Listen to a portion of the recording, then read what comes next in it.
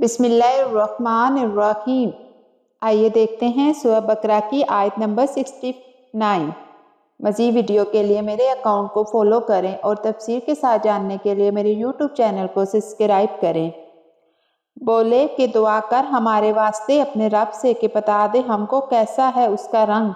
کہا وہ فرماتا ہے کہ وہ ایک گائے ہے، زرد خوب گہری ہے، اس کی زردی خوش آتی ہے دیکھنے والوں کے لیے۔ جب بنی اسرائیل نے گائے کے رنگ کے بارے میں پوچھا تو اللہ نے فرمایا وہ گائے زرد رنگ کی ہے، ایسی شوق کہ دیکھنے والوں کو خوش کر دے۔ یہ آیت ہمیں ایک خوبصورت سبق دیتی ہے کہ اللہ کے بنائے ہوئے رنگ سب سے حسین ہے اور اللہ کے حکام میں چھپی خوبصورتی کو سمجھنے والا دل ہی روشن ہوتا ہے۔